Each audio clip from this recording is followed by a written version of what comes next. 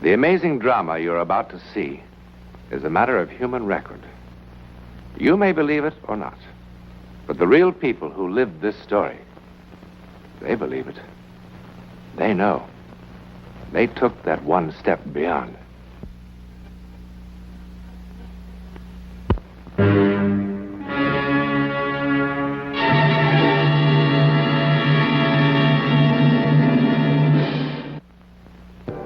The city sleeps, unaware. Overhead, the dark clouds move in swiftly, piling up in an angry, churning mass, gathering strength to smash the city with a force people will not soon forget. But the storm will bring much more than wind and rain. Much more. A force far beyond man's understanding. The might of psychic lightning. It is just before dawn of a Wednesday morning. In a moment, lightning, forked lightning, will strike two human beings at two distant points of the city, drawing two complete strangers together with an irresistible force.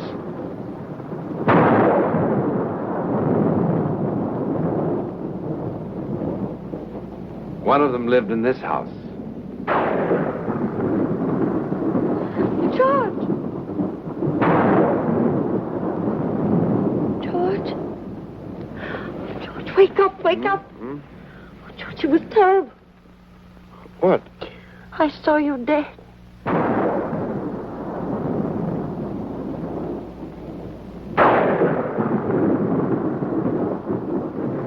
At that same moment, at the other end of the city,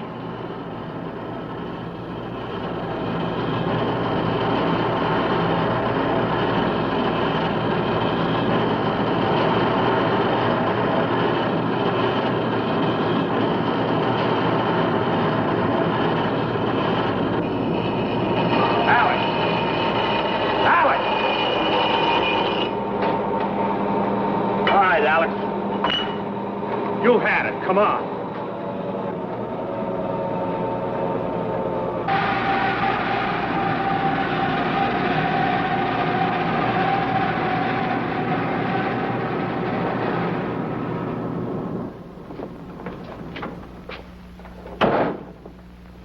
Doc.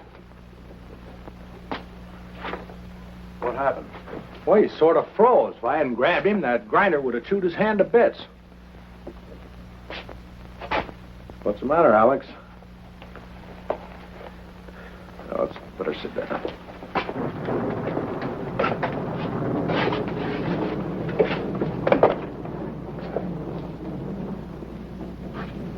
Well, let's see what's wrong with you.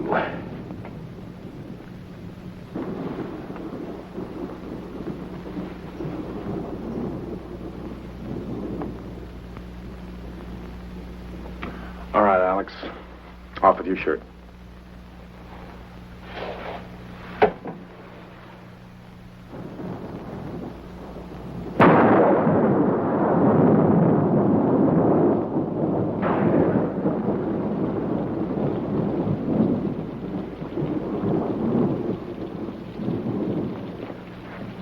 Ellen? Ellen, don't you think it's time you came back to bed? Baby, I've got to get up in an hour. It wasn't a dream. It wasn't. Sure, I know. It was a premonition. Your grandmother's gypsy blood talking to you. I saw you. I saw you lying there on the floor of the bank. I did. I did. It was as real as anything that ever happened. Ellen, baby, darling, we've got to get some sleep. You don't believe me? Sure I do. But you're acting like a child. Everybody has bad dreams. It wasn't a dream. It was different.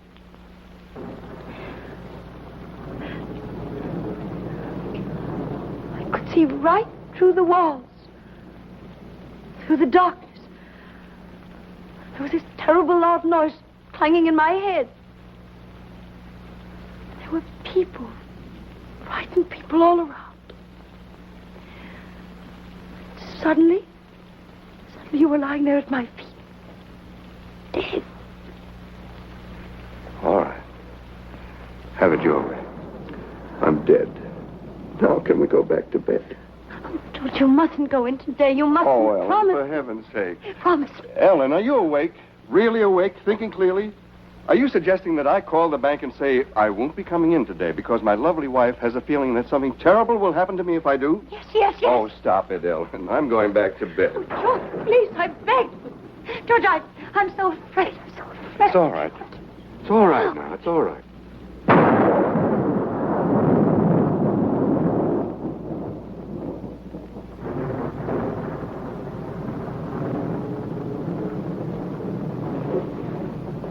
All right, Alex, you can put your shirt on now.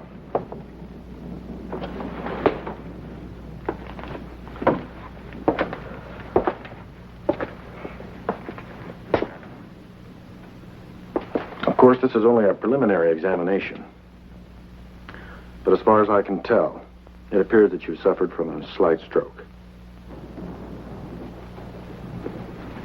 It's not necessarily serious in itself, but it is a pretty good indication of a deteriorating circulatory system.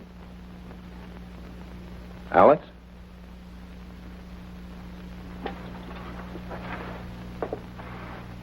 This is important.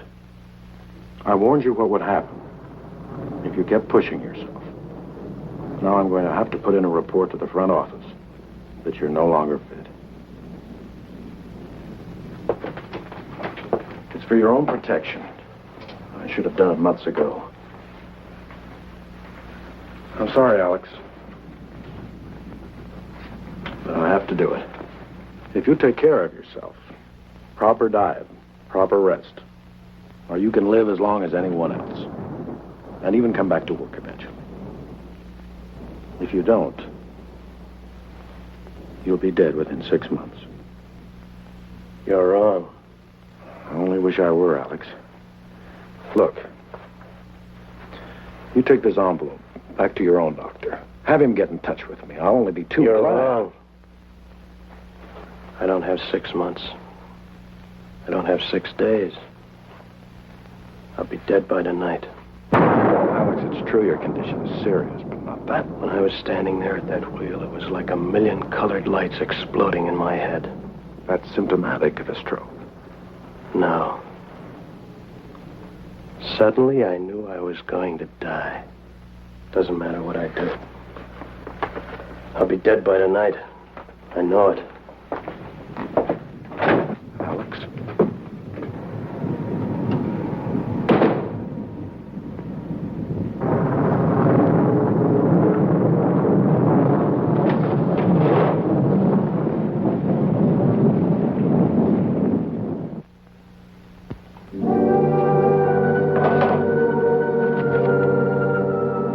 Remember this? The medical history of Alex Peters. This morning, the patient suffered his second cerebral arterial spasm with a left-sided paresis. In other words, a stroke. But was it really a stroke? Or was it a physical reaction to the sudden, unshakable knowledge that he was going to die today? Well, today is still young. And as Alex Peters wanders the morning streets in search of some plan for his last hours on this earth, across town, the second part of the double premonition is having quite a different effect. Across town, George Chambers has finally quieted his wife's hysteria. He has agreed to spend the day at home, but only to humor her. He knows there can't possibly be anything in her foolish premonition. Not possibly. I can't explain it any better than I already have. All I know is it was clearer than you are right now. All right, but you were asleep. Now, what makes you so sure it wasn't a dream? Because it wasn't. I ought to know the difference. Then what do you call it? You said the word premonition. Hello? Oh, hello, Phil. Good morning. No, he hasn't left yet. I was going to call you. George won't be coming in today. Oh, it's nothing serious. Will you tell Mr. Masterson that George isn't available? Let me talk to him. Phil, what's this about Masterson? Today? But he wasn't due until next Monday. I see. What time? I'll be right down. George, you promised. I know, but this is terribly important. Important? More important than your life? Oh, stop being so childish. Why can't someone else take care of Masterson's business? No, nobody can. Why not? Because he's a federal bank examiner, that's why. So? So what would he do if you really were sick? What would we do if I were suddenly in jail? Don't worry, darling. I can fix it. I just need a little time. That's why it's so important. What's wrong? Well, where do you suppose all the money came from? You like this house, don't you? You like the fur coats, don't you? You like the free trips to Europe every summer, don't you? George. Don't worry. I can fix it.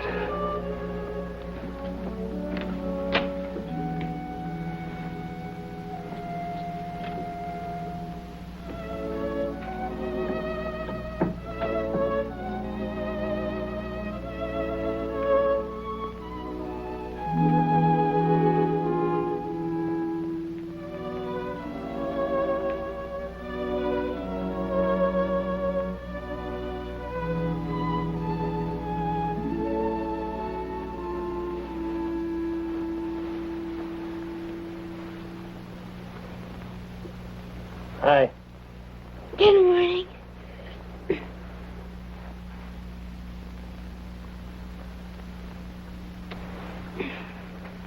Don't you think you've had enough sleep for one night, young lady? Why? What time is it? 9:30? Why didn't you wake me? Well, I just got home. How come? I had some things to do. Where'd you have breakfast? I didn't. Why should I when I've got such a good cook at home? Hey, school. What am I going to do about school? Would you really mind very much missing one day? Well, not really. Come on, then. I'd love some coffee.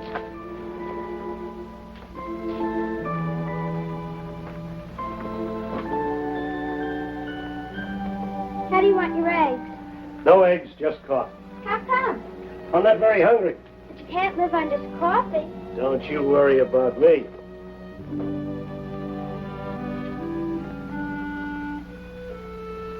It doesn't really matter too much about school anyhow. Mrs. Firth is still homesick, and we've got the substitute, who only gives us review. I won't miss anything important. That's good. Besides, I can get it from Alice if she gives us any new stuff. Uh-huh. It'll be fun being home with you all day anyhow. And we've got food shopping to do.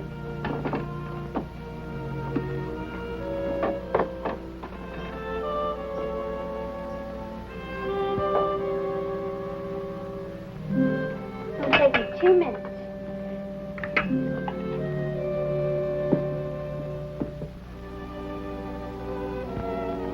What's the matter? Nothing. Why are you looking at me like that? How am I looking? Funny. Do you feel all right? Sure.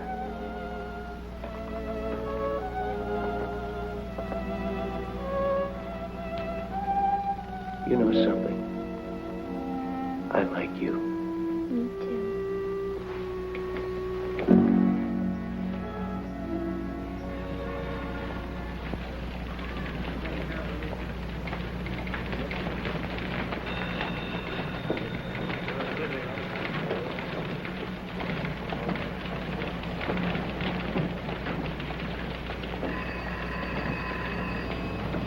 Excuse me. Who do I see about setting up a trust fund? Well, Mr. Carter or Mr. Chambers can help you. Ellen, for heaven's sake, I'm snowed under with work. I don't... Mr. Carter will help you. Thank Will you. you keep needling me with this ridiculous... Ellen. Ellen, listen. Listen. No, I'm not leaving here. I can't... Yes? I'd like some advice about a trust fund. Surely, make yourself comfortable. I'll be right back. All right. I'm going to be shot. Yes, shot to death. Okay, that's fine with me. Now, will you please leave me alone? Of course I'm making fun of you. Well, Mr. Peters. Alex Peters. Yes, what sort of trust fund did you have in mind? For my daughter. I'd like to set up a trust fund for my daughter. Well, I think that can be arranged. I sure hope so. I'm a widower. I figure that Carolyn will need at least $100 a month to live on. At least. Certainly. How old is Carolyn? 12. I'd like to set it up so that, well, after I'm dead, whoever's taking care of her, Carolyn will have the money to live on. Yes, of course. Does Carolyn have a middle name? What? Oh, no. No, she doesn't have a middle name. Ellen, I have to hang up now. It's all a question. Ellen, I can't discuss this with you any longer. I can't advise you, of course. Listen. First, let's get all the facts down. Goodbye, Ellen. Your daughter's 12. I take it she's an only child? Mm-hmm. Now, suppose we start with your current assets. Well, there's my life insurance policy. Yes, what's the amount? $1,200. 1,200. And then there's the stock. Hudson Corporation, 50 shares. It was selling at 3 1/4 this morning. Well, that comes to $162.50 savings. Well, I have $672 in postal savings. What else? That's all. Oh, surely there must be other things. Furnishings, your car, home, real estate? No, I don't have any of those things. And I live in a furnished apartment. 150, 750, 1,200, 672. Well, as of today, your total worth is $2,034.50, counting the insurance and assuming there are no debts. At 6%, that would bring in about $120 a year. A year? Yes, sir. For an income of $100 a month, you'd need 10 times that amount. 10 times? Of course, a lot of things could happen before it becomes necessary to use such a fund. You're young, and many productive years ahead of you. Surely your estate will grow. And, of course, a certain amount will come in from Social Security. We always figure on that. $20,000. I'm afraid that... Bill, let me have a conditional sales contract. I've run out of them. Sure.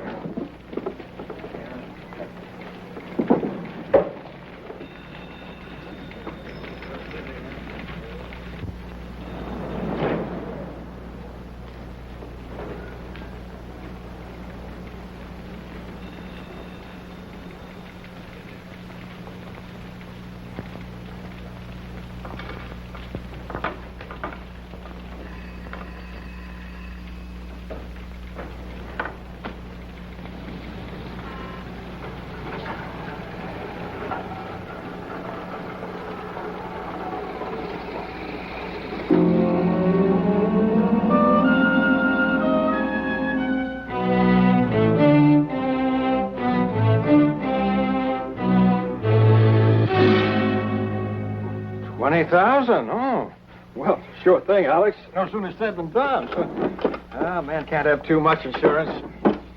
Sir, Al, let me see here. The beneficiary would be... Oh, yes, Carolyn Peters. You got a real sweet kid there, Alex, and with things the way they are with her, well, man can't be too cautious. Yes, sir, it gives a man real peace of mind to know his loved ones are adequately provided for. Not that anybody ever expects to die, of course, but we never know when the Grim Reaper is sharpening up his axe for us, do we? Well, now, let me see. The monthly premium for a man your age would be, $67.50.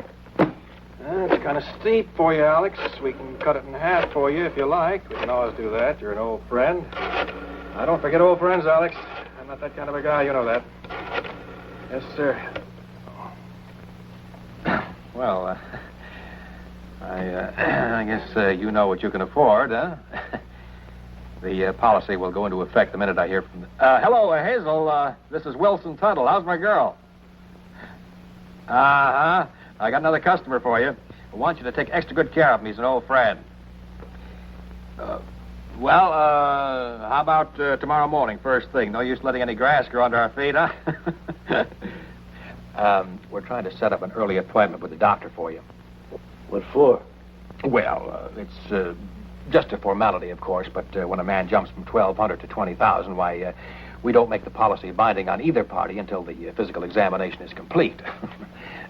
Not that you will have any trouble, but well, we all have to protect ourselves in the clinches, huh? Now, if the doctor has an open appointment... hello, Hazel. Swell. 9:30 bright and early, that's fine. Fine. Alex? Are you sleeping? Are you sleeping? Brother John, morning bells are ringing, morning bells are ringing, ding, ding, dong, ding, ding, dong.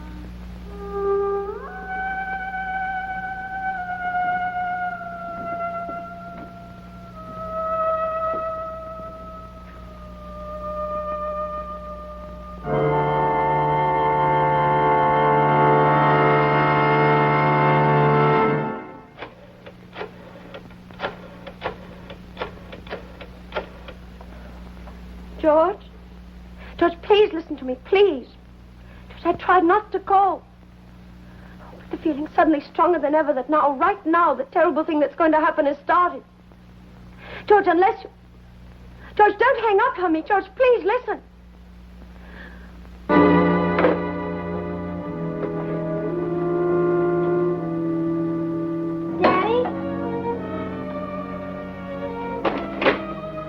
Daddy?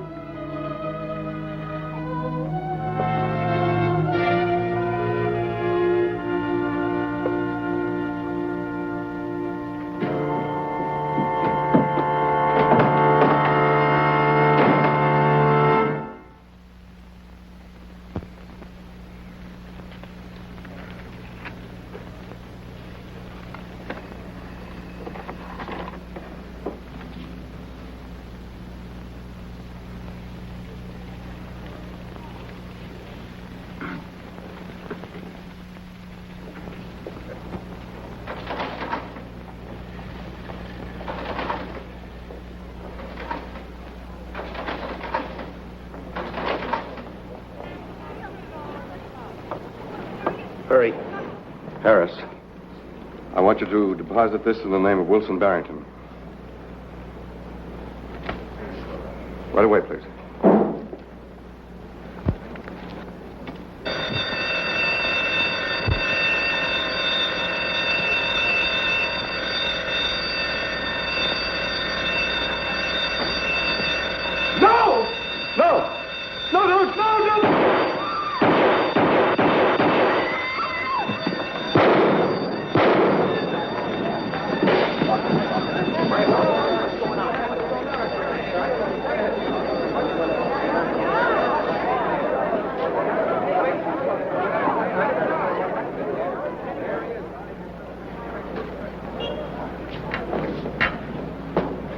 Yes? It happened. Just as you saw it. It happened. But why? Well, fate? Destiny? What other words are there? Certainly it was destiny for George Chambers and Alex Peters to cancel out each other's lives. That's not a very satisfactory answer, is it? But what other answer is there? I mean, that we know about.